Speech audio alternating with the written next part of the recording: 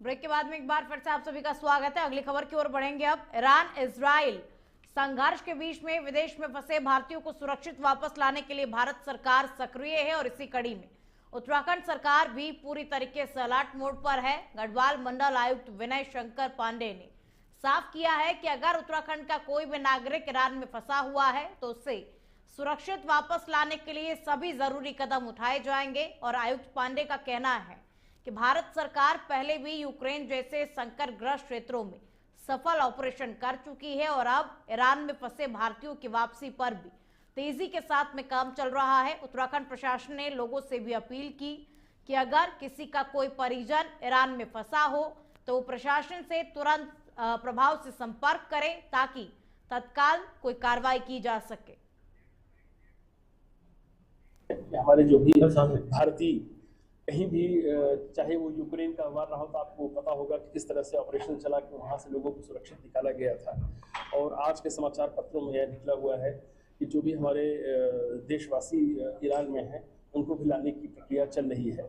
तो अगर हमारे उत्तराखंड के लोग भी हैं तो इसके लिए हमारे ARC हैं वहाँ पर, श्री अजय मिश्रा दिल्ली में, लगातार संपर्क में हैं। और अगर कोई हमारे उत्तराखंड राज्य का कोई व्यक्ति है तो हम लोग जरूर इसमें कार्य करेंगे। ये एक तो इसमें ईरान में जो काफ़िला गया था, मेरे पापा और अम्मी दोनों थे, लेकिन वहाँ जाके ना तकरीबन परसों रात वो इराक़ पहुँच चुके हैं। उन्होंने एक बाया बस अपना बाय रोड वो इराक़ पहुँच चुके हैं यहाँ। और दूसरी एक फैमिली है हैदर अब्बास सन ऑफ लतीफ़ अहमद और सरदार आलम सन ऑफ मुराद अली, ये दो फैमिली और जो इस वक्त ईरान में मौजूद है। हमारे परिवार से अम्मी पापा गए हुए हैं ईरान से, 23 मई को गए थे और वे 13 जून में आ रहे थे। तो वहीं पर जब ये वो हो गया था ईरान में थे तो वे मशहद से कुंभ में चले गए थे। तो वहाँ पर वो आतंकवादियों ने वो कर दिया था। मतलब आपकी उनसे बात वगैरह हुई होगी, वो सुरक्षित है या नहीं है? वे तो सुरक्षित है, लेकिन यह फिर भी डर तो लगता ही है।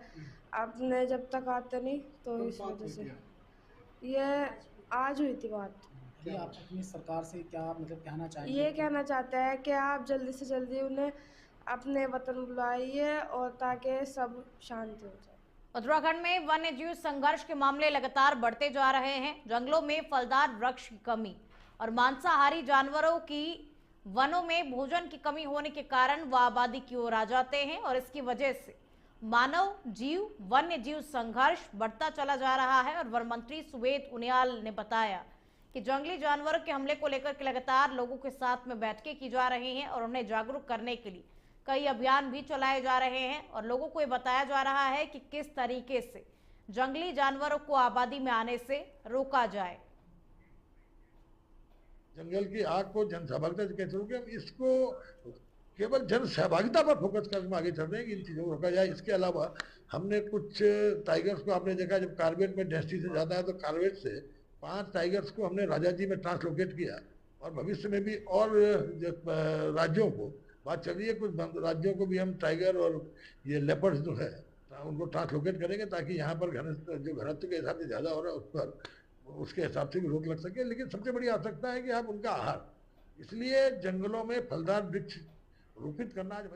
अब खबर देहरादून से है, जहां डेंगू का खतरा लगातार बना हुआ है और शहर में डेंगू के 2 नए मरीज मिले हैं और इनमें से एक मरीज देहरादून और दूसरा बाहर से है। अब जिले में अब तक डेंगू के 112 मामले दर्ज हुए हैं, जिनमें से 93 लोग स्वस्थ हो चुके हैं और फिलहाल जिले में 19 सक्रिय मरीज हैं। और सभी देहरादून मेयर सौरभ थपलियाल ने कहा कि शहर के सभी नदी नालों में लगातार फॉगिंग की जा रही है और वहीं लोगों के घर जाकर के डेंगू के लार्वा को भी नष्ट करने का काम किया जा रहा है।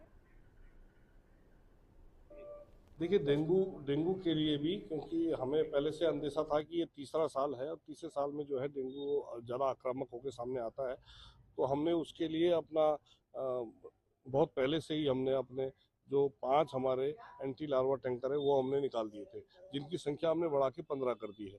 जहाँ जहाँ पे भी हमारी जल भराव की स्थिति होती है तो उन जगहों पर हमारे जो एंटी लार्वा टैंकर्स हैं वो अब वहाँ पे जाके और उसका जो हमारे जो दवाई है उसका स्प्रे करते हैं, जिससे कि लार्वा को पनपने में। बुलेटिन में इतना ही।